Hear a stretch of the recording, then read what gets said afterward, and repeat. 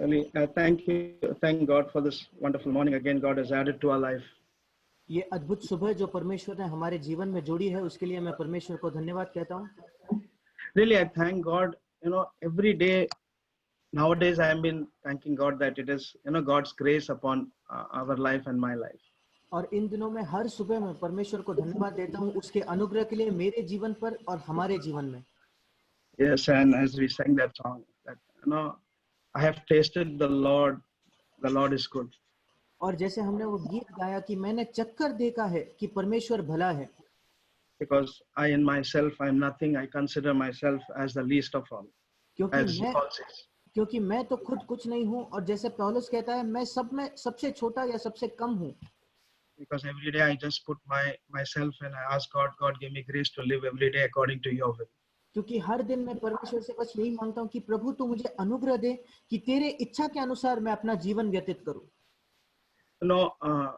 One thing what I thought was like this. और एक चीज जिसके बारे में मैं सोच रहा था वो ये थी, I can hire people to do my work or do my job. और मैं लोगों को काम पर रख सकता हूँ ताकि वो मेरा काम करे। And the people whom I hire, they will do whatever I ask them because I pay to them and they will do it. और क्योंकि मैं उन लोगों को पैसा दे रहा हूँ, मैं जो कुछ उनसे करने को कहता हूँ वो जरूर करेंगे। But one thing which they cannot do for me is, पर एक चीज जो वो मेरे लिए कभी नहीं कर सकते, that is I cannot hire them to carry my cross. मैं किसी को भी इस काम के पैसे नहीं दे सकता, इसलिए काम पर नहीं रख सकता ताकि वो मेरा क्रूस उठाए। They cannot carry my sickness, they cannot carry my pain. वो मेरी बीमारी या मेरे दुख दर्द को नहीं उठा सकते। This is a thing where I need to understand and I need to carry my cross and and I need to go to the Lord every day for that. और ये एक चीज है जो मुझे समझनी है, मेरे क्रूस को उठाकर हर दिन परमेश्वर के पास जाना है। It is something like this, that I need to be humble in my spirit. और मुझे मेरी आत्मा में नम्र होना है। And when I say I need to be humble in spirit, it is not that I show it in my outward attitude. और जब मैं कहता हूँ मुझे अपनी आत्मा में नम्र होना है, ये उसका ये मतलब नहीं कि मैं अपने बाहरी चाल चलन में उस चीज को प्रकट करता हूँ। In other words, that I pretend in that manner which I may show it outwardly. इसका मतलब मैं बाहर से कोई ढोंग या कोई नाटक नहीं करता ये दिखाने के लिए कि मैं नम्र हूँ। It is something like it is the inside attitude which I reflect and which God sees. ये मेरा अंदरूनी एक स्वभाव है जो मैं प्रदर्शित करता हूँ और जिसको परमेश्वर देख रहा है। This is a need which I understand. I understand it and I need to learn about it every day. और ये एक मेरी जरूरत है जिसे मुझे समझना है और हर दिन इसके बारे में सीखना है। And it is not only learning about it every day. I need to grow in that every day. और यही नहीं कि मैं उस चीज के लिए सीखूं, पर उस चीज में हर दिन मेरी बढ़ोतरी हो या मेरी उन्नति हो। Yes, and it is something like where I need to understand about myself, how I am in fellowship with my Lord. और एक चीज जो मुझे सीखनी जरूरी है कि कैसे मेरी और मेरे प्रभु के बीच संगति है। Yes, there is a verse in Isaiah chapter 2 verse 11. और यशाया उसके दूसरे अध्याय के 11वें वचन में, and it is written like this, that a proud man will be brought low, arrogant man will be humiliated. और वहां लिखा है क्योंकि आदमियों की घमंड भरी आंखें नीचे की जाएगी और मनुष्यों का घमंड दूर किया जाएगा। See, when I have proud in me, an attitude like that, and God will never want it in my life like to be like that. और जब मेरे अंदर घमंड है या ये घमंड भरी आंखें हैं तो परमेश्वर कभी भी नहीं चाहता कि मेरे जीवन में ये हो। And God has the power over everything and he knows how to deal with that. और परमेश्वर सारी चीजों पर विराजमान है, वो सर्वशक्तिमान है, वो जानता है इस ऐसे प्रकार के लोगों से कैसे रहना है। Because I also remember at times when I used to be earlier in my early days of my life. क्योंकि मुझे याद है मेरे जीवन के शुरुआती दिनों में how I used to live earlier, and I used to be proud about myself in many areas which God showed me later. और मेरे जीवन के एक समय में मैं बहुत चीजों पर घमंड रखता था, मेरे जीवन के अलग क्षेत्रों में मेरे पास बहुत घमंड था, और जिसको परमेश्वर ने मुझे बाद में दिखाया। And especially when I am at home, when I am with my family, it is how I live every day with them. विशेषकर जब मैं अपने घर में होता हूँ, अपने परिवार के साथ होता हूँ, तो दिन प्रतिदिन मैं उनके साथ कैसे रह रहा हूँ। Many of the times I used to always expect my wife to do everything, and I used to feel that she is the one who takes care of the house, and it is her job to do all the housework. कई बार मैं अपने पत्नी से यही उम्मीद करता था कि सारा काम वही करे, और मैं यही सोचता था कि ये उसकी जिम्मेदारी है कि उसने घर का पूरा काम करना चाहिए।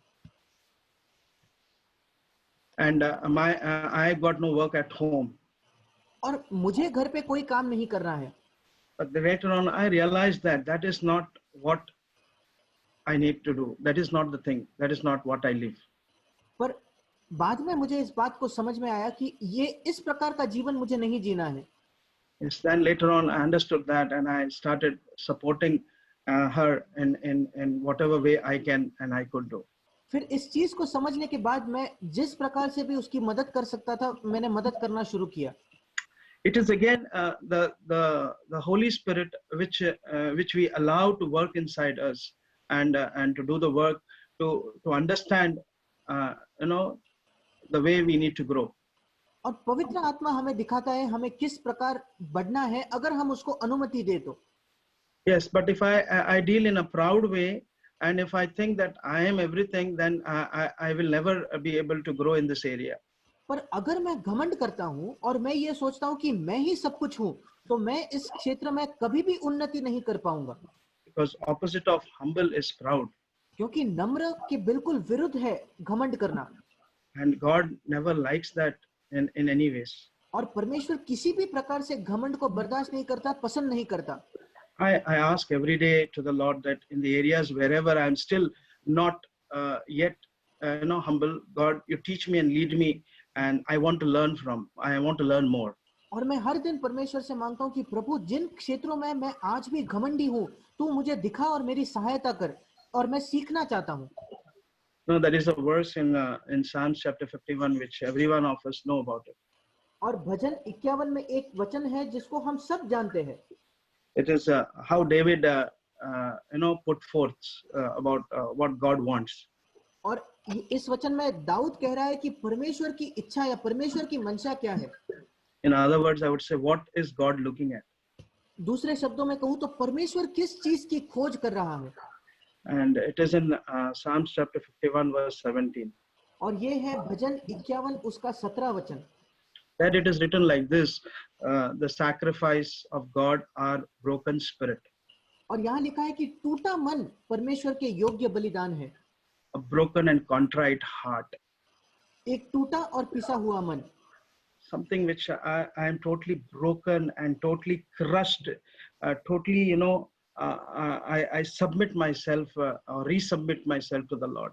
जिसका मतलब मैं पूरी तरीके से टूटा हूँ और पिसा हुआ हूँ, और फिर एक बार मैं परमेश्वर को अपने आप को समर्पित करता हूँ। This is how God wants me to come to Him. परमेश्वर चाहता है कि मैं इस प्रकार उसके सामने आऊं। Yes, and then it says, so God, you will not despise. God will never despise a heart like that. और उसके आगे लिखा है कि परमेश्वर ऐसे मन को कभी तुच्छ नहीं जानेगा। A heart that wants to learn from God. एक हृदय जो परमेश्वर से हर समय सीखना चाहता है। A heart that wants to be close in fellowship with God. एक मन जो हर समय परमेश्वर के पास संगति में चलना चाहता है।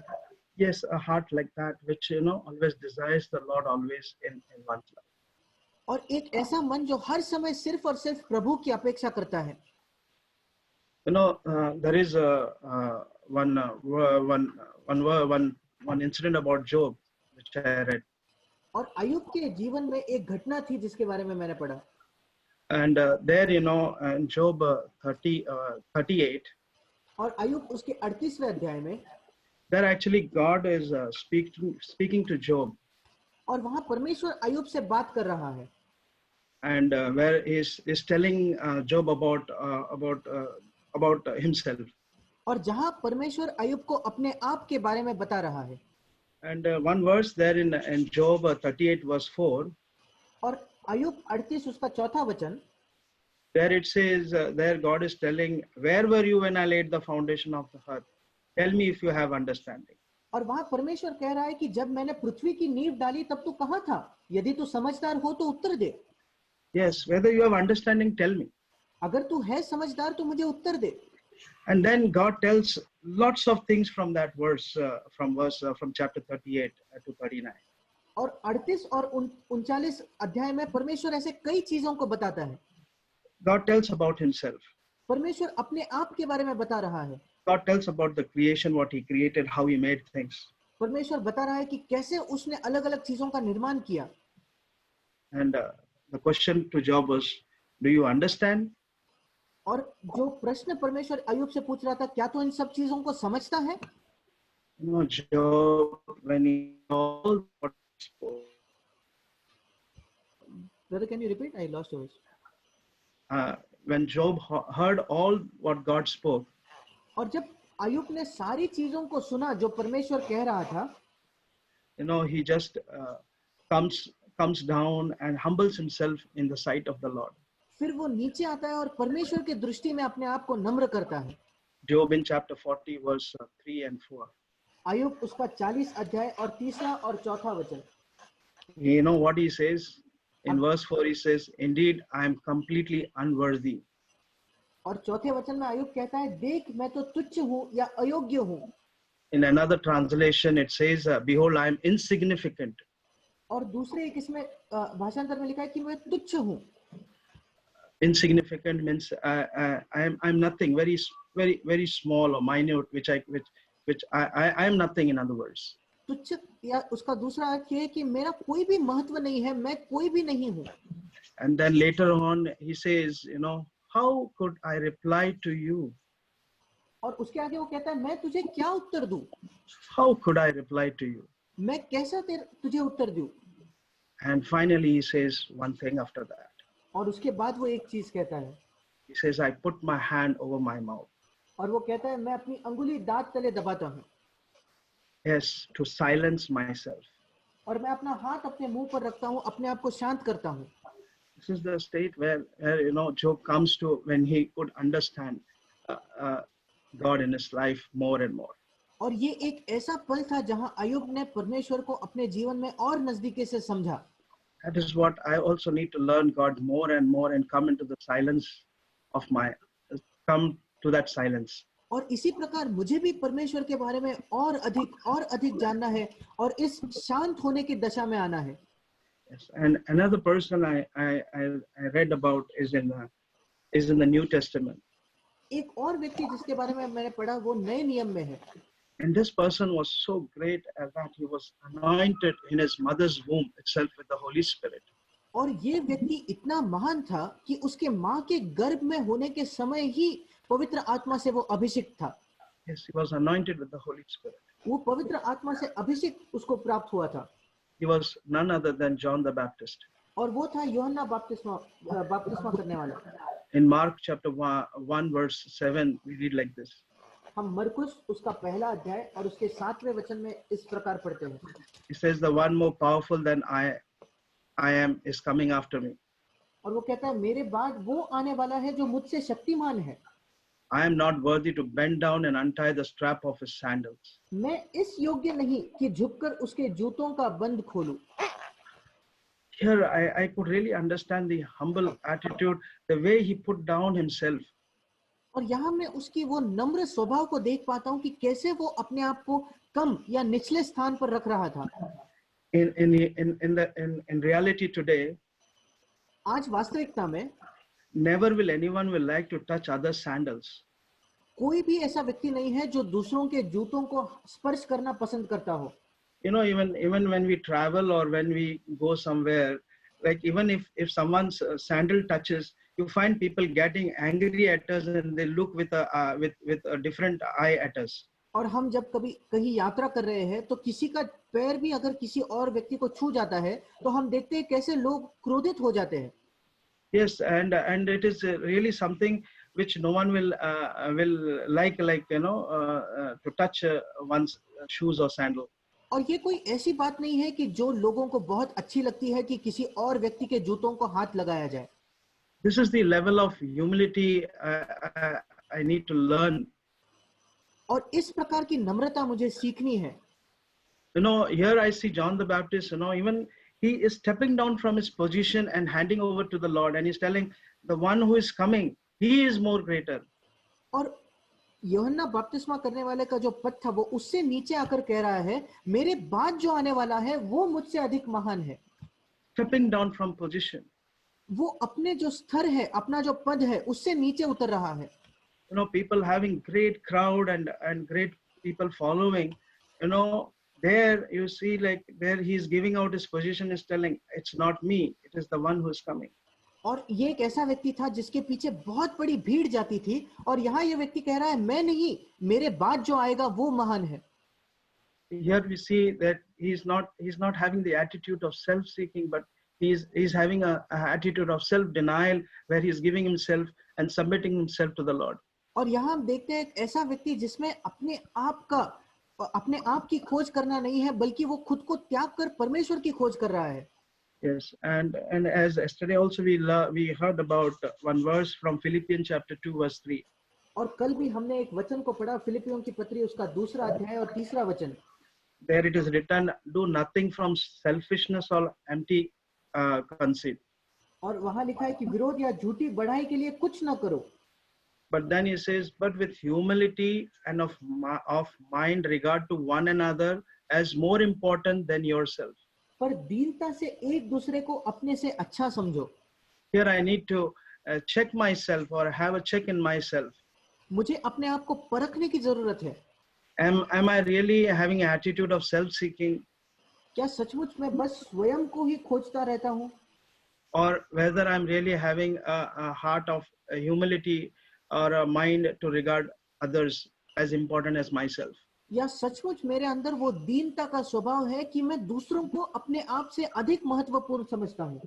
And later on in Philippians chapter 2 verse 5, और आगे फिलिपियो 2:5 में there actually it is what kind of attitude I need to have. The answer is there.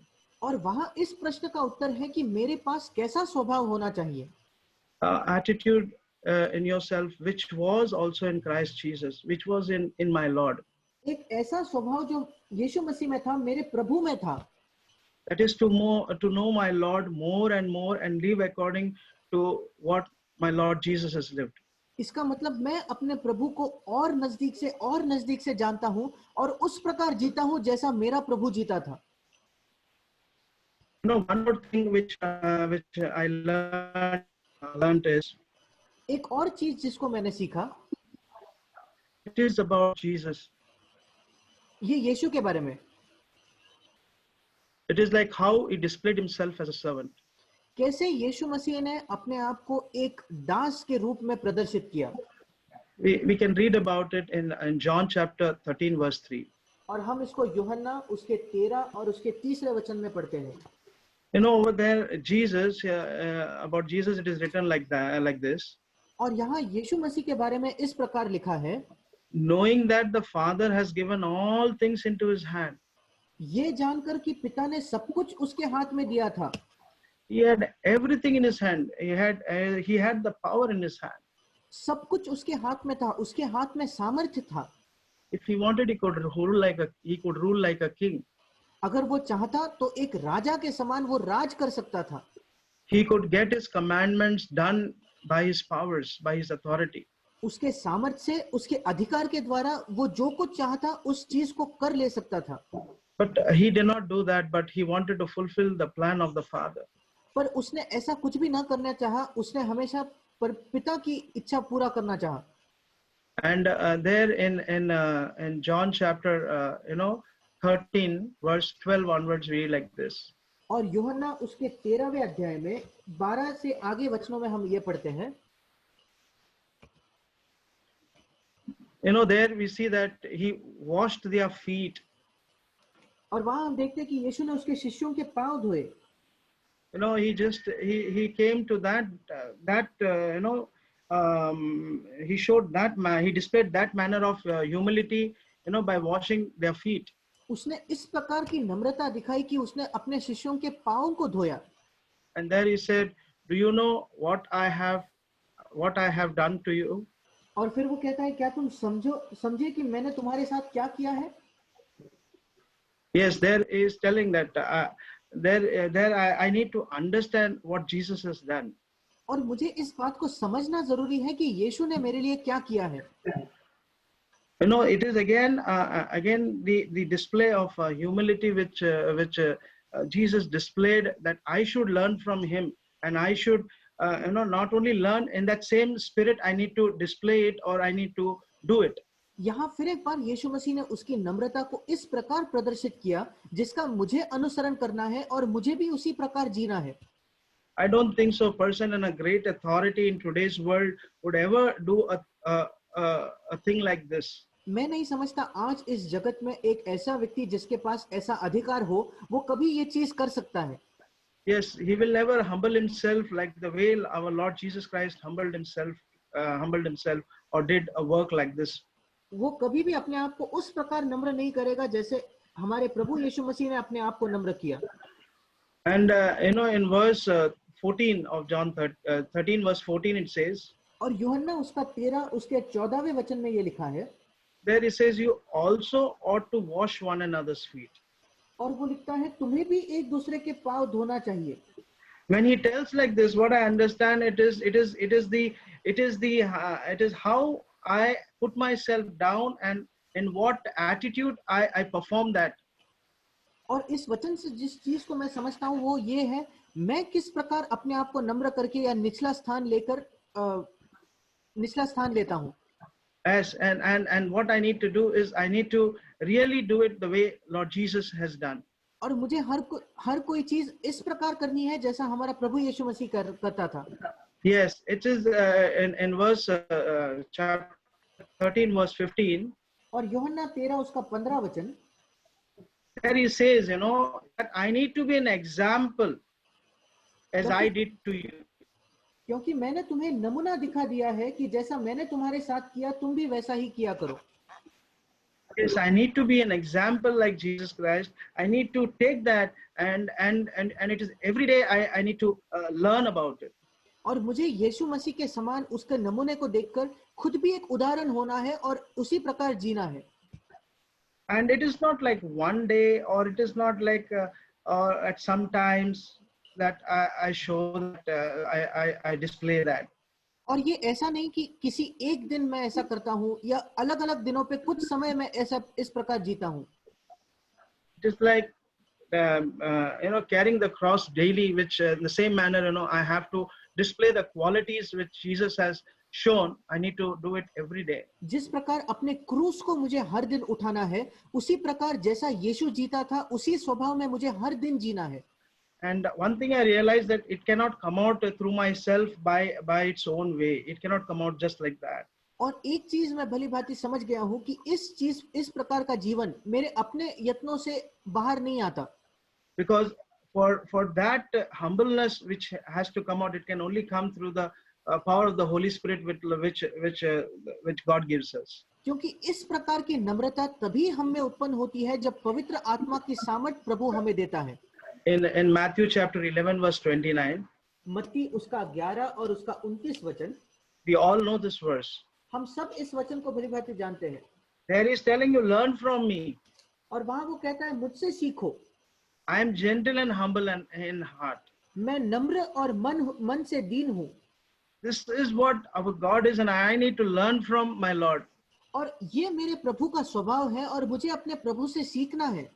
And I need to have that heart and that mind to go to him when I need to learn. और ये मेरे अंदर एक हृदय होना चाहिए, एक सीखने की मंशा होनी चाहिए जब मैं अपने प्रभु के पास जाता हूँ। It is only in his feet I can learn. ये सिर्फ उसी के चरणों में बैठकर मैं सीख सकता हूँ। And another thing is, in James chapter 4 verse 6, if I am proud, what happens? The opposite to that we can read there. और एक दूसरी चीज जो है वो है याकूब उसका 4 अध्याय और 6 वचन, अगर हम घमंडी है, अभिमानी है तो क्या होगा? This is what I said earlier also, like when I'm proud, God will oppose. He'll not even make me to stand in front of him. और यही बात मैंने शुरुआत में भी कही थी कि अगर मैं घमंडी हूं या अभिमानी हूं तो प्रभु मेरा विरोध भी करेगा और मुझे उसके सामने खड़ा तक नहीं करेगा. I will have no place in front of my Lord when I display my proud attitude, and I display when I display myself in the spirit. जब मैं घमंडी होकर अपने आप को प्रदर्शित करता हूं या एक घमंड का आत्मा मेरे अंदर है, तब मैं प्रभु के सामने खड़ा भी नहीं हो सकता. But one thing he says that that he gives a greater grace. पर वहां लिखा है कि वो दीनों पर अनुग्रह करता है. It's not little grace. It is written like this. He gives greater grace. और यहाँ सिर्फ थोड़ा अनुग्रह नहीं बल्कि अधिक अनुग्रह परमेश्वर देता है, ऐसा लिखा है.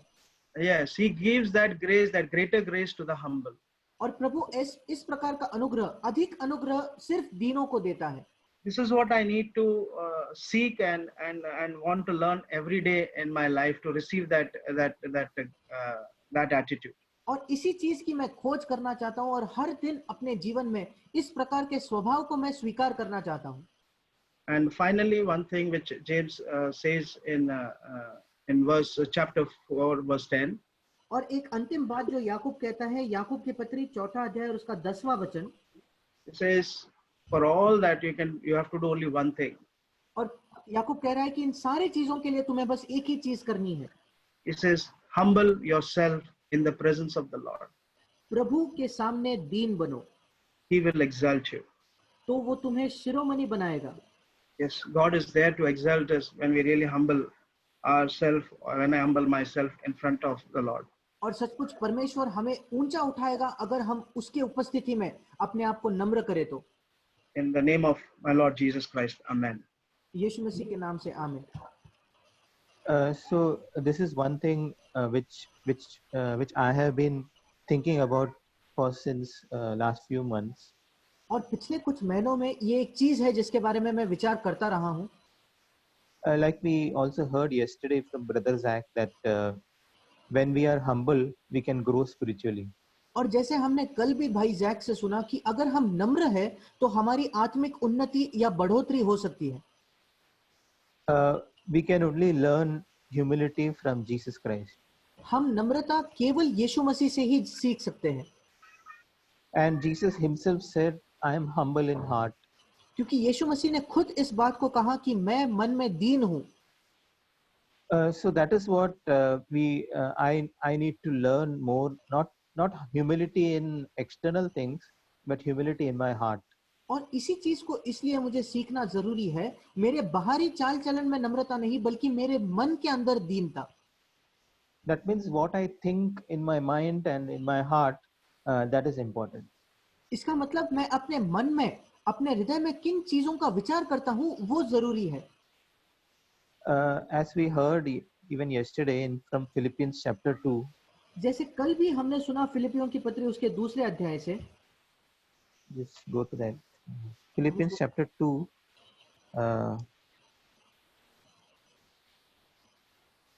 Verse 3. Do nothing from selfishness or empty conceit, but with humility of mind, regard one another as more important than yourself. फिलिपियों की पत्री 2 अध्याय और उसका 3 वचन. विरोध या झूठी बड़ाई के लिए कुछ न करो, पर दीनता से एक दूसरे को अपने से अच्छा समझो. That means here it says I have to regard every person as more important than myself. यहाँ लिखा है कि मुझे दूसरे हर एक व्यक्ति को मुझसे खुद से ज्यादा महत्वपूर्ण समझना है.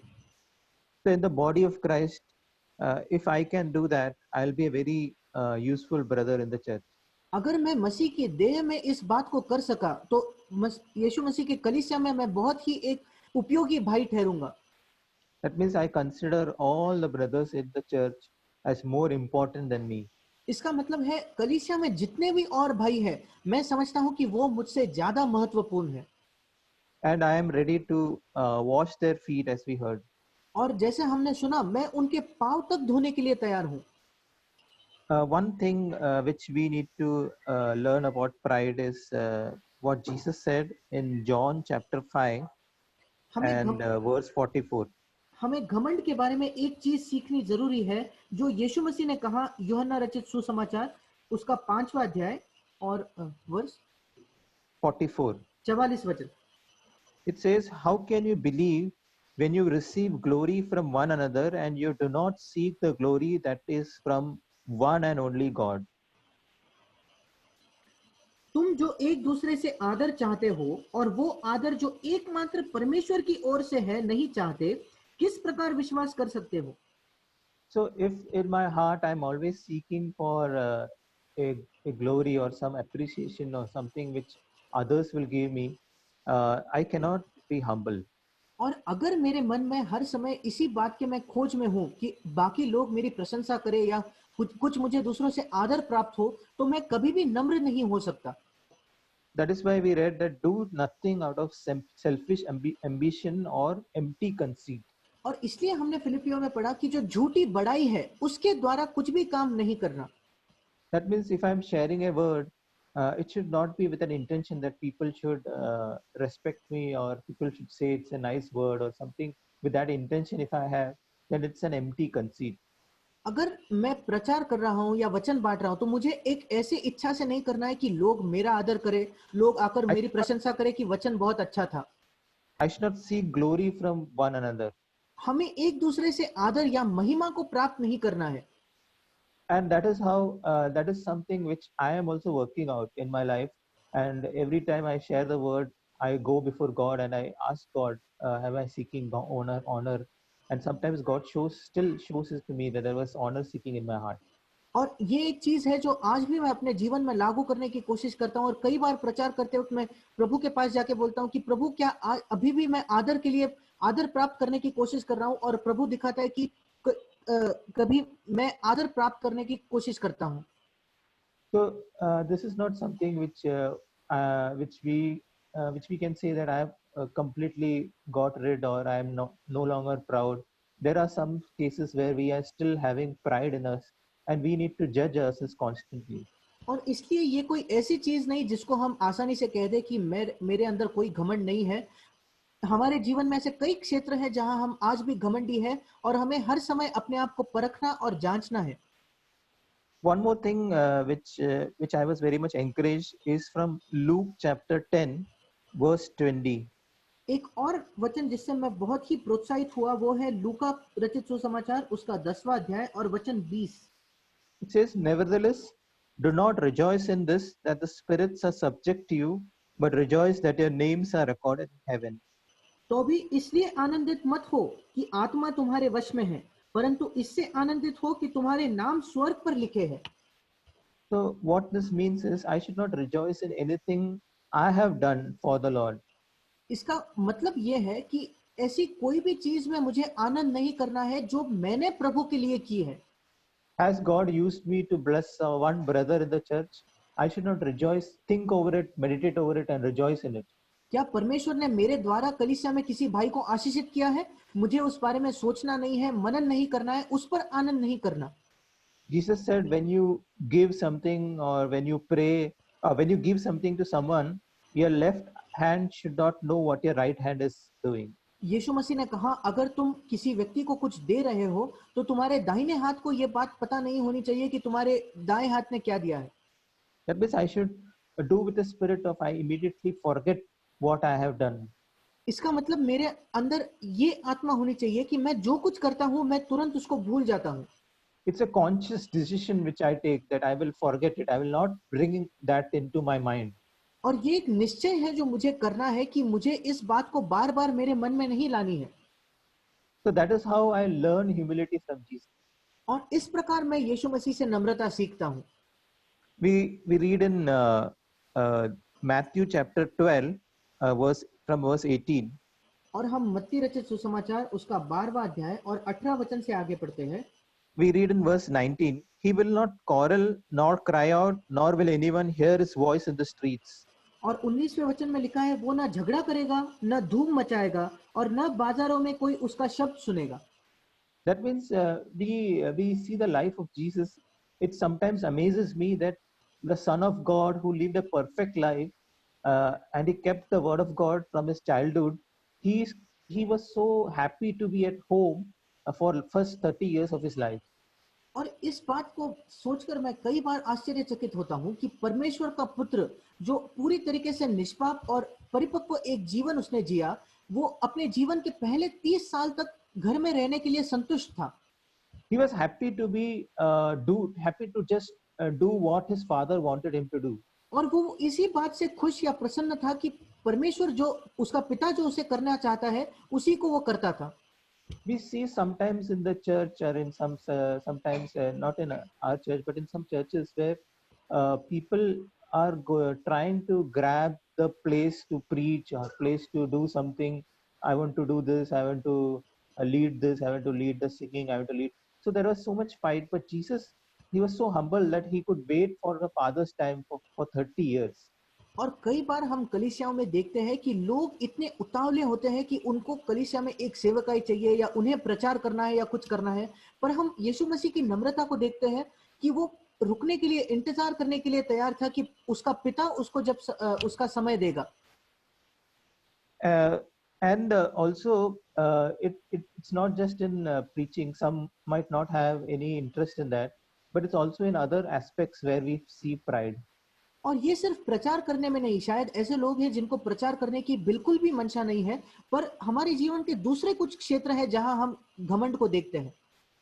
We see it when people tell us something we do not like. हम अपने अंदर के घमंड को तब देखते हैं जब लोग हमें कुछ ऐसी बातें कहते हैं जो हमें पसंद नहीं होती। Or we live with people whom we do not find it comfortable, or they rub us in a wrong way. या हम ऐसे लोगों के साथ जीते हैं जिनके साथ रहना हमें बहुत अच्छा नहीं लगता, या हर समय वो हमें किसी न किसी अलग बात पर टोकते हैं। Or they are not behaving in a way which is good for us or we feel good. या वो इस प्रकार से जीते नहीं, या उनका स्वभाव ऐसा नहीं है जो हमें अच्छा लगता है। And God many times puts us in such situations in our place of work and at home to reveal lot of our pride. और परमेश्वर कई बार हमारे काम करने के स्थल में, हमारे परिवारों में हमें ऐसे परिस्थितियों में रखता है ताकि वो हमें अपने घमंड को दिखाए। So the only thing I can do at that time is not to act humble, but to come to Jesus. और एक ही चीज है जो मैं इस समय कर सकता हूँ कि मुझे नम्रता करने का ढोंग नहीं करना है, बल्कि मुझे यीशु मसीह के पास आना है। The greatest pride is to act humble. सबसे बड़ा घमंड यही है कि हम नम्रता का ढोंग करें। And that's how we will be proud of our humility. और इस वजह से अगर हम ऐसा ढोंग करेंगे तो फिर हमें अपने नम्रता का घमंड होगा। That is why Jesus said in Matthew chapter 11 और and इसलिए verse यीशु मसीह 28 ने मत्ती onwards. 11 में कहा, In verse 28 onwards, he said, "Come to me, all you who are weary and heavy laden, and I will give you rest." और मत्ती 11:28 से आगे यीशु कहता है, हे सब परिश्रम करने वाले और बोझ से दबे हुए लोगों, मेरे पास आओ, मैं तुम्हें विश्राम दूंगा। Take my yoke upon you and learn from me, for I am gentle and humble in heart, and you will find rest for your souls. मेरा जुआ अपने ऊपर उठा लो और मुझसे सीखो, क्योंकि मैं नम्र और मन में दीन हूँ, और तुम अपने मन में विश्राम पाओगे। This is the rest we should all long for. और ये एक विश्राम है जिसकी हर समय हमें एक खोज होनी चाहिए। This we will receive when we are truly humble in heart. और इस विश्राम को हम तभी ग्रहण करेंगे जब हम सचमुच मन में दीन होंगे। So then, when I am at rest that way, then people insulting me or people praising me, my heart is still, and there is no difference it makes in my life. और फिर अगर मैं इस प्रकार के विश्राम में प्रवेश करता हूँ, फिर भले ही लोग मेरा अपमान करें या लोग मेरी प्रशंसा करें, मेरे अंदर ये विश्राम से मैं नहीं हटूंगा। So I am not come to that rest yet. मैं इस विश्राम में अब तक प्रवेश नहीं किया हूँ। But I know that Jesus has promised it for me. पर मेरा ये विश्वास है कि यीशु मसीह ने इस विश्राम का मुझे अभिवचन दिया है, प्रतिज्ञा दी है। That means the praise and the appreciation of people or the criticism of people, it will be complete rest. There will be nothing, not a single thing which moves in my heart when people appreciate me or criticize me. इसका मतलब भले ही लोग मेरी स्तुति करें, मेरी प्रशंसा करें या लोग मेरी आलोचना या निंदा करें, ऐसा कुछ भी नहीं होगा जिसके वजह से मेरा मन थोड़ा भी विचलित होगा। But this is not a yogic type or a yoga type of self-control which we put in our spirit and we try to manage ourselves. पर ये ऐसा नहीं है कि हम योगा करके या उस प्रकार का खुद पर ऐसा नियंत्रण रखने की कोशिश कर रहे हैं अपने ही This आत्मा is के अंदर। this is a this is partaking of the nature of Jesus, which is truly humble. ये है यीशु मसीह के स्वभाव का सहभागी होना जो स्वभाव से ही नम्र है। So I don't have to tell a cat that come on, do yoga or do something so that you will be clean or do something like that. और मुझे बिल्ली को ये कहना नहीं पड़ता कि तू योगा कर या तू ऐसा कुछ कर जिससे तू स्वच्छ रहने की कोशिश करेगी। It is a nature of the cat to be clean. और उस बिल्ली का ये स्वभाव है कि वो अपने आप से स्वच्छ रहना पसंद करती है। So that is how I want a nature in me that I am automatically humble by the humility of Jesus. और इसलिए मुझे भी अपने अंदर ये स्वभाव चाहिए कि मैं अपने आप यीशु मसीह के स्वभाव के जैसा नम्र होता हूँ। Let us seek that eternal life, that is knowing God, knowing Jesus in a personal way, and daily walking with Him, so that we receive that humility. और आइए हम इस अनंत जीवन के खोजी बने, जो अनंत जीवन यीशु मसीह को जानने से आता है, और हर दिन उसके साथ चले और इस नम्रता को खोजे। So this is the most important thing and the most necessary things in my life, being humble in my heart and humble in spirit. और ये बहुत ही मुख्य बात है जीवन के अंदर कि मेरे हृदय में, मेरी आत्मा के अंदर मैं नम्र बनूं। I really thank God for God is speaking to me and each one of us. और मैं परमेश्वर का इसके लिए बहुत धन्यवाद करता हूँ। Today, here learning and growing in humility. जैसे हमने सुना कि हमको कैसे नम्रता में, दीनता में बढ़ते जाना है। Just learning is no use unless I grow. God wants me to grow in humility. और परमेश्वर यही चाहता है कि मैं नम्रता के अंदर बढ़ते जाऊं। The one words is coming to my heart, which is challenging and also good to remember all my life. और एक वचन जो मेरे मन में आ रहा है, जो मेरे जीवन भर में बहुत ही मुझे चुनौती देने वाला ठहरा है, ये वचन ये है, Book of Zephaniah, chapter 2, verse 3. और सफन्याह की पुस्तक उसका दूसरा अध्याय 2, chapter 2, verse 3. उसका दूसरा अध्याय तीसरा वचन। I wish to read a verse which has been speaking to me for many years. और एक वचन को मैं आपके साथ बांटना, पढ़ना चाहता हूँ, जिस वचन ने मुझे बहुत सालों से मेरे साथ बात किया है। 1 Peter chapter 5. पहला पत्रस उसका 5 अध्याय verse 5.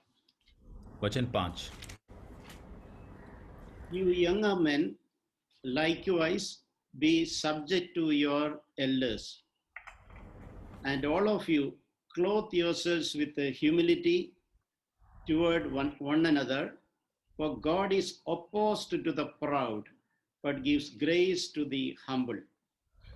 और पहला पत्रस 5 अध्याय वचन 5, इसी प्रकार हे नवयुवकों, तुम भी प्राचीनों के अधीन रहो, वरन तुम सब के सब एक दूसरे की सेवा के लिए दीनता से कमर बांधे रहो, क्योंकि परमेश्वर अभिमानियों का विरोध करता है, परंतु दीनों पर अनुग्रह करता है। This is something which God was speaking to me when I was very young, when I was a bachelor. और जब मैं जवान था और नवयुवक था, तब परमेश्वर ने इस वचन से मुझसे बात की। So I used to take it to my heart that as a young person, I should joyfully submit to the authorities God has kept above me. और तब जवान होने के नाते मेरे बड़े आनंद के साथ इस बात को मैंने ग्रहण किया कि जवान होने के नाते प्राचीनों के अधीनता में आनंद से मुझे अपने आप को समर्पित करना है। It is not someone else forcing upon me, it is my voluntary choice.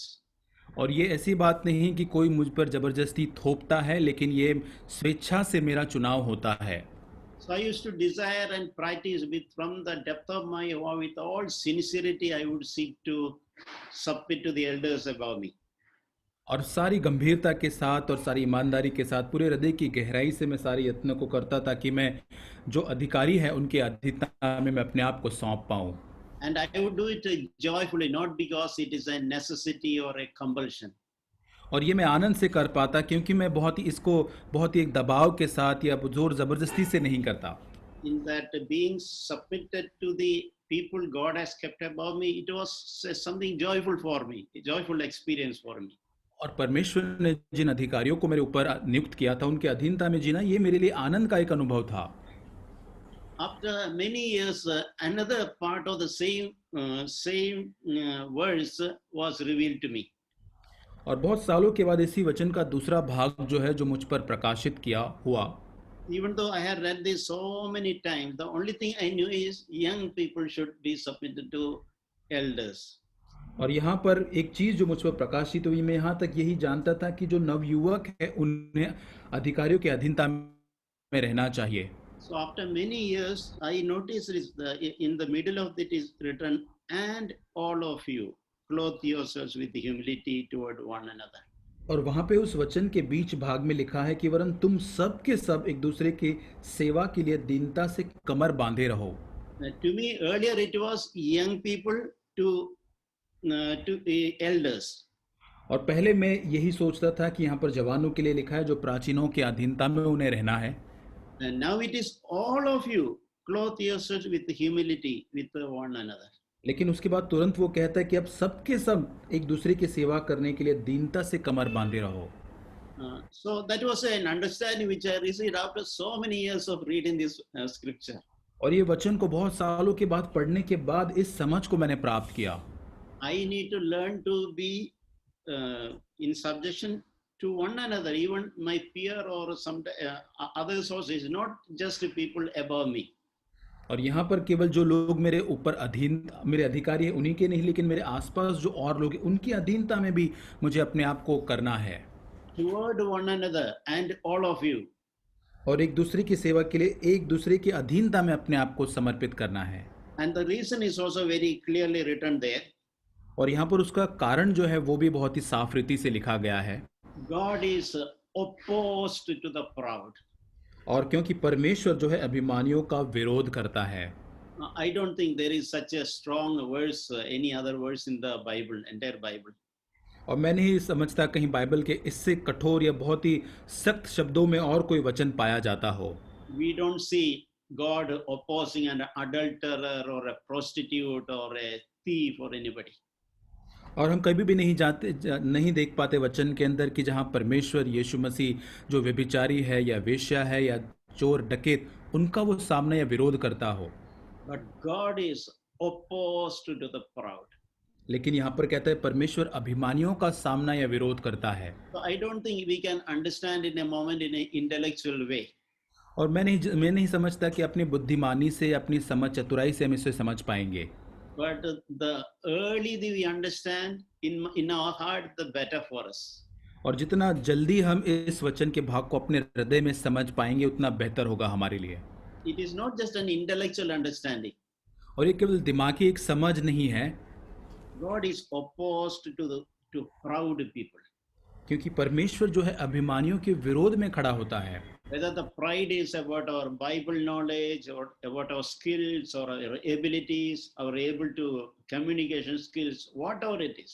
और हमारी योग्यताओं के ऊपर हम घमंड करते होंगे, शायद वो बाइबल का ज्ञान हो सकता है, हमारी क्षमताएं हो सकती है या कुशलताएं हो सकती है, कुछ भी हो सकता है। The moment we are beginning to be proud, when God sees that we are becoming proud, God will oppose us. और जिस क्षण परमेश्वर देखता है कि वो हम घमंड से या अभिमान से भर रहे, तब परमेश्वर हमारा विरोध करना आरंभ कर देता है। And also he gives grace to only humble people. और केवल दीनों को, नम्र लोगों को ही वो अनुग्रह देता है। And without grace we cannot live a victorious Christian life. और अनुग्रह के बिना हम एक जयवंत मसीह जीवन नहीं जी सकते हैं। The simple meaning of word grace is help from God. और अनुग्रह शब्द का एक बहुत ही साधारण जो मतलब जो होता है वो है परमेश्वर से मिलने वाली सहायता। So it means God will help only humble people. और इसका अर्थ ये होता है कि परमेश्वर केवल नम्र लोगों की ही सहायता करेगा। So in any area, if we need to receive help from God, we had no other way but we had to humble ourselves. और हमारे जीवन के किसी भी क्षेत्र में यदि हमें परमेश्वर की सहायता को प्राप्त करना है तो और कोई दूसरा उपाय या रास्ता नहीं बजाय कि हम अपने आप को नम्र करें। In the next verse is written, in verse 6, therefore humble yourselves under the mighty hand of God, and that he may exalt you at the proper time.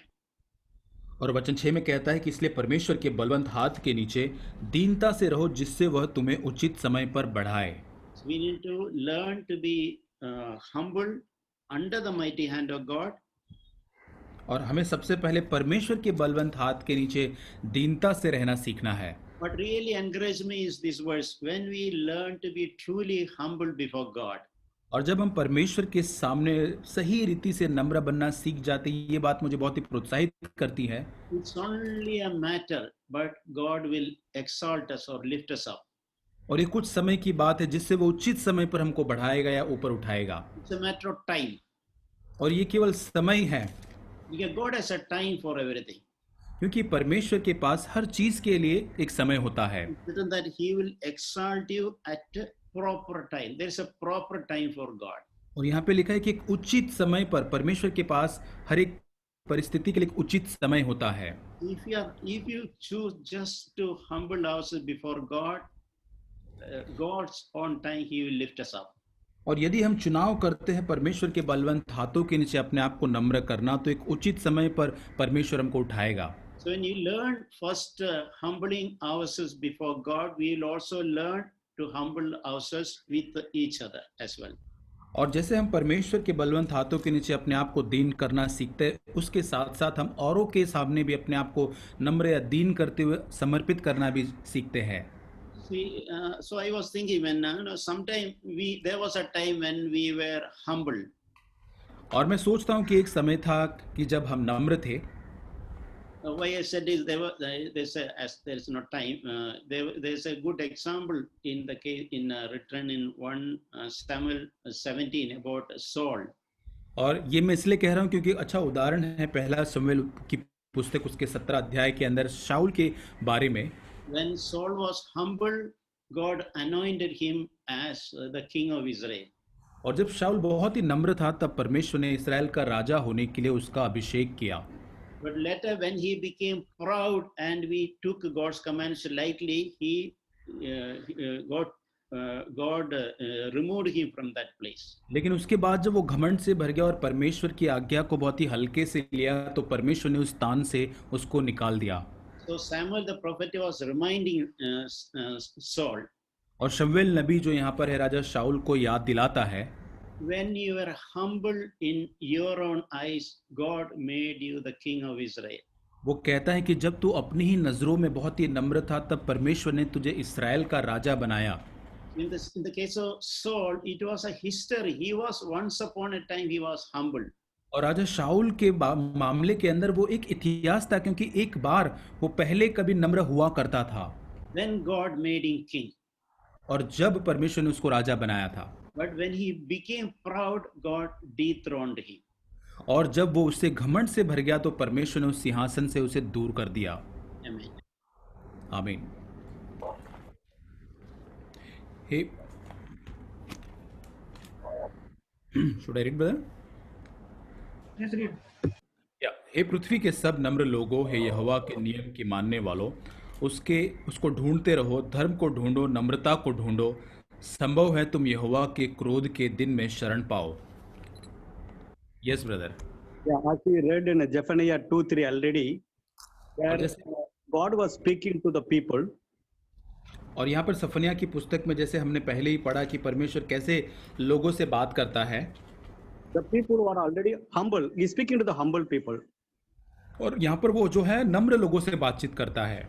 He is not speaking to the proud, but he is speaking to the humble. और वो घमंडियों से नहीं, अभिमानियों से नहीं, पर नम्र लोगों से बात करता है।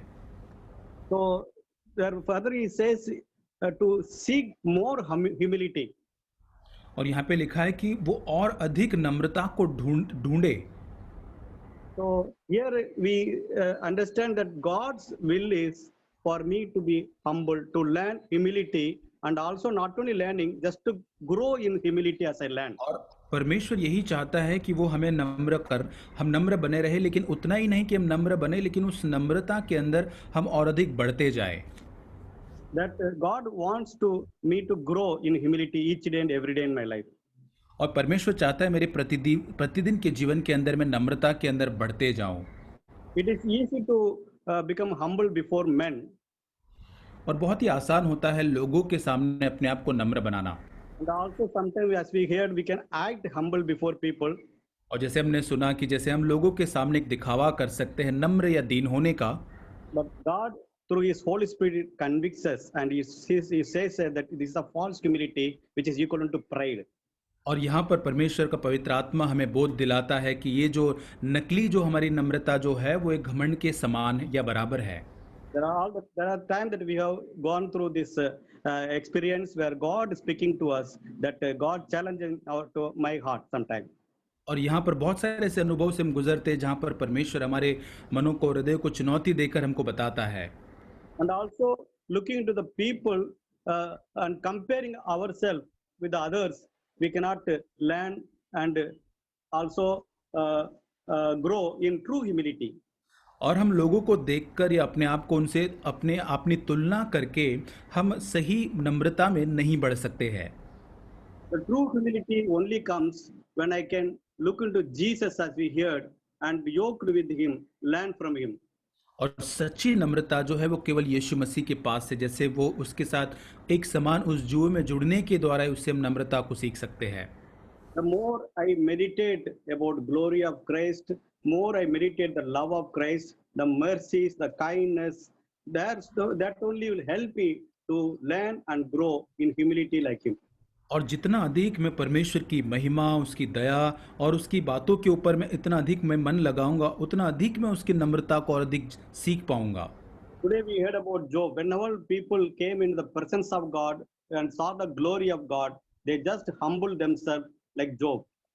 और अय्यूब के बारे में देखा कि कैसे परमेश्वर की उपस्थिति में जब लोग आते हैं उसकी उपस्थिति में अपने आप को पूरी तरह से वो नम्र करते हैं। और Even Isaiah, we can read in book of Isaiah chapter 6 also, Isaiah, when he see the glory of God, presence of God, humble himself. और यशायाह के पुस्तक में हम देखते हैं जैसे परमेश्वर को उसकी महिमा में देखता है, वो अपने आप को दीन और नम्र कर देता है। Even John in the book of Revelation chapter 1, we see when he see the presence of God, glory of God, he just fall down before at the feet of Jesus. और यूहन्ना के बारे में हम प्रकाशित वाक्य पहले अध्याय में देखते हैं, जब परमेश्वर की उपस्थिति और महिमा को जब वो देखता है, वो पूरी तरह से उसके सामने दंडवत करके गिर पड़ता है। Even when Peter saw the presence of Jesus and the glory of Jesus, when he saw the blessing of Jesus in Luke 5, he just fall down at the feet of Jesus. He humbled himself. और वैसे ही पतरस ने भी जब परमेश्वर की उपस्थिति महिमा को देखा, उसकी आशीषों को, तब वो पूरी तरह से परमेश्वर के सामने दंडवत करके वो भी अपने आप को नम्र करता है। We can learn true humility only looking into Christ himself. और हम सच्ची जो नम्रता है केवल यीशु मसीह के ऊपर उसकी ओर देखकर ही सीख सकते हैं। And also we heard about how John the Baptist grew in humility. और कैसे हमने अभी सीखा कि कैसे यूहन्ना बपतिस्मा करने वाला उस नम्रता में बढ़ता। John said, I must decrease, he must increase. That is how we grow in humility. किस प्रकार यूहन्ना कहता है कि वो पर अवश्य है कि वो बढ़े और मैं घटूं, इस प्रकार वो उस नम्रता में बढ़ते जाता है। We know about Paul's life also. You grew in humility. We have learned and heard many times about Paul's life. और हम पौलुस के जीवन के अंदर भी ये बहुत सारी बार इस बात को पढ़ते हैं। Why God want me to learn and grow in humility is that is the only way He can give me grace, as we hear today in book of James and Peter. और जैसे याकूब और पतरस की पुस्तक में क्यों परमेश्वर चाहता है कि उस नम्रता के अंदर मैं बढ़ता जाऊं, क्योंकि वही एक तरीका है जिसके द्वारा वह हमें अनुग्रह प्रदान करता है। How to survive in this earthly life we need money. Same way to grow in spiritual life, without His grace I cannot grow. और जैसे इस पृथ्वी के ऊपर हमें अपना अस्तित्व बनाए रखने के लिए पैसों की ज़रूरत होती है, वैसे वो आत्मिकता के अंदर मुझे अपने आप को बनाए रखने के लिए उसके अनुग्रह की ज़रूरत होती है। Today we hear that even He is willing to give His greater grace. और यहाँ तक परमेश्वर इच्छा रखता है कि और अधिक और बड़ा अनुग्रह वो हमें दे। That greater grace is like greater wealth to us. और वही बड़ा अनुग्रह जो हमारे अंदर बड़े कार्य को करता है। That's why, that's the reason God wants me to learn and grow in humility so that He can pour out His grace upon me. और इसीलिए परमेश्वर चाहता है कि मैं उस नम्रता और दीनता में बढ़ता जाऊं ताकि वो अपना अनुग्रह मेरे जीवन पर उंडेल सके। I just want to read one verse and end it. और एक वचन को मैं पढ़कर समाप्त करूंगा। Matthew chapter 18, verse 3. विच सर? Matthew chapter 18, verse 3. मत्ती उसका 18 अध्याय उसका 3. मैथ्यू 18:3। Yes. और कहा, मैं तुमसे सच कहता हूं कि जब तक तुम न फिरो और बालकों के समान न बनो, तुम स्वर्ग के राज्य में प्रवेश करने नहीं पाओगे। Amen. May God help us. और आमीन, परमेश्वर हमारी सहायता करे। I want to thank God for again, like into our hearts, the thing of humility, like it should be in our hearts, not just in our mouth. Like to, और yeah, sorry. परमेश्वर का मैं धन्यवाद करता हूँ इस वचन के लिए। केवल वो हृदय की जो नम्रता जो हमारे अंदर होनी चाहिए उसके संबंध में। The words that came to my heart, were already shared by Brother Abu, it was regarding Paul, Saul. Sorry. और जो वचन जो मेरे मन में आ रहा था, जो भाई अबू ने भी बांटा, वो वचन था शाऊल के बारे में। Saul was a really humble guy when he was chosen to be the king, and even he had the anointing of God, and the spirit of God came upon him. जब शाऊल को जब राजा होने के लिए चुना गया था, बहुत ही नम्र था, उसका अभिषेक भी उसका किया गया था और परमेश्वर का आत्मा उस पर उतरा। See, when he lost his, when he became proud and he didn't listen to God and he lost his, he fell to pride. He lost his anointing, what God has given to him. और जब वो उस घमंड से भर गया और उसने परमेश्वर की आवाज को नहीं सुना, उसने उस परमेश्वर के अभिषेक को खो दिया। This clearly says in the Bible, when the spirit of God went away and the spirit of torment came into him. और बहुत ही साफ रीति से वचन में लिखा है कि परमेश्वर का अभिषेक की आत्मा उससे दूर होकर एक उसको एक जो परेशान करने वाली आत्मा उस पर आ गई। It's the same thing. If I don't have the humility in my heart, I can also lose that fellowship with God. और उसी प्रकार से यदि मेरे मन में, मेरे हृदय में नम्रता नहीं, तो मैं परमेश्वर के साथ उस संगति को खो दूंगा। I'll be really held up in the worldly matters and worldly fears and things like that. और मैं दुनिया की बातों के अंदर या भय दुनिया में जो पाए जाते हैं उन सारी बातों के अंदर अपने आप को ग्रसित कर लूंगा। But when I stay with the Lord, then there's that fellowship with Him. और जब मैं परमेश्वर के साथ बना रहूंगा, उसकी संगति में, वो संगति में रहूंगा। As when Brother Zach was saying yesterday, like Judas also was a good guy. He didn't just because Jesus just didn't choose him, but later on some things went wrong in his life. और अब जैसे हमने भाई Jack से भी सुना था कि जिस प्रकार यहूदा इस्कारियोत को चुना गया था, वो पहले जो था वो अच्छा था, लेकिन बाद में उसके मन में वो परिवर्तन या वो जो बुराई के रास्ते में हो गया। And then we know what happened with the life of Judas. He committed suicide. और हम जानते हैं यहूदा के जीवन के साथ क्या हुआ, और वो बाद में अंत में जाके आत्महत्या करता है। The thing was, he lost fellowship with God and then he couldn't survive later on. और ये चीज यहाँ पर यह है कि उसने परमेश्वर के साथ उस संगति को खो दिया और वो अपने आप को नहीं बचा पाया। He lost the fellowship of Christ. और वो यीशु मसीह के साथ जो संगति थी उसको उसने खो दिया था। And that was not bearable to him. और उसको वो सहन करने के योग्य नहीं था उसके लिए वो। Because he realized what wrong he had and he committed suicide. और उसको पता चला कि उसने वो क्या किया है, उसके बाद वो अपने आत्महत्या कर लेता है। God really, He loves us. He wants us to learn from us. We have heard all the brothers sharing about when Jesus said, "You come to me and learn from me." और परमेश्वर जो है हमसे बहुत प्रेम करता है, वो चाहता है, जैसे बहुत भाइयों ने आज बांटा यीशु मसीह के जीवन से, कि यीशु के पास आकर हम उससे सीखे। Jesus says, "You come and learn from me." It's not from others, but we learn because I lived that life. और यीशु मसीह कहते हैं औरों से नहीं लेकिन मुझसे आकर सीखो, क्योंकि मैंने वो जीवन को जिया है। He was a broken man. He was broken with the situations. He learned from his life, his humility. और उसने उस जीवन से, उस टूटे हुए पन से, जीवन के उस नम्रता को यीशु मसीह ने सीखा था। He lived that life. He lived that humble life throughout. He didn't just live for a moment, or for a certain time, but that humility was constant from the start till the end. और उसके जीवन में कोई एक छोटे क्षण के लिए, एक समय के लिए नम्रता नहीं थी, लेकिन निरंतर उसके जीवन में वो नम्रता उसने जीत या उसने सीखा था। So if we want to have that same humility that will stay in our hearts and stay in our life, we have to learn from Christ. और यदि वही नम्रता हमारे अंदर होनी, हमारे हृदय के अंदर, तो हमें उस यीशु मसीह से उसे सीखनी है। Like when Jesus says about the sower and the seed, the parable. और यहाँ पर यीशु मसीह भी एक दृष्टांत देता है बीज बोने वाला का। We see here like many, he give examples of that seed falling in many areas, rocky ground, or like with thorns. But it says when it fell in the good ground, it grew 100-fold. और वहाँ पर यीशु मसीह उदाहरण में कहता है कि बीज बोने वाला अलग अलग भूमि में, कहीं पे कांटे होते हैं, कहीं पे पथरीली भूमि, लेकिन एक अच्छी भूमि पर वो बीज भी होते हैं जहाँ पर वो अनेक फल लेकर आता है। Let's really pray that God will help that our hearts will be that good ground, where that word may be planted in our hearts, that humility will be there it will be there till the end. It won't be like a phase-wise humility, but total humility in Christ. और उसी प्रकार हम हमारे मनों के अंदर, परमेश्वर हमारे हृदयों के अंदर उस वचनों को जो हम सुनते वो पनपने पाए, और वो नम्रता जो है हमारे हृदय के अंदर पाई जाए। God really help us in that. Thank you. और परमेश्वर हमारी सहायता करे इन बातों में। परमेश्वर के इस सुंदर से वचन के लिए हम शुक्रगुजार हैं।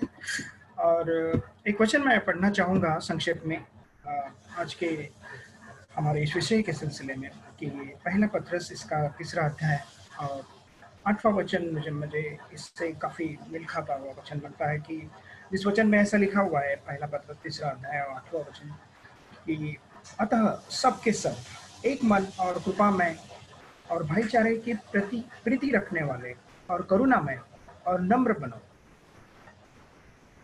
क्यों, अगर हम कलीसिया में हैं और संगति में हैं प्रभु के, तो हमें इन गुण विशेषणों की ज़रूरत हमारे जीवन में पड़ती है।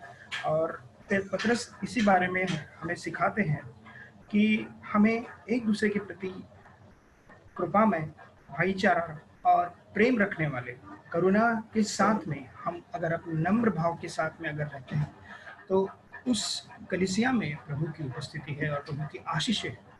और मैं समझता हूँ कि हमारे इस कलीसिया में, इस संगति में, हाँ, प्रभु चाहते हैं कि इस तरह के आशीषें हमारे पूरे परिवारों में, हमारी कलीसियाओं में, हमारे संगति में आए, क्योंकि ये वचन हम तक आया है। प्रभु चाहते हैं हमसे कि हम उनसे सीखें कि किस तरह से हम नम्र बन सकते हैं। और आइए प्रभु से मांगे कि वो हमें पवित्र आत्मा की सामर्थ्य प्रदान करे, ताकि इस भाईचारे में, इस प्रेम में हम उसके साथ में हमेशा नम्रता को सीखें, और नम्र भाव से ना ही कलीसिया में बल्कि अपने निजी जीवन में भी उस नम्र भाव के साथ में हम आचरण करें।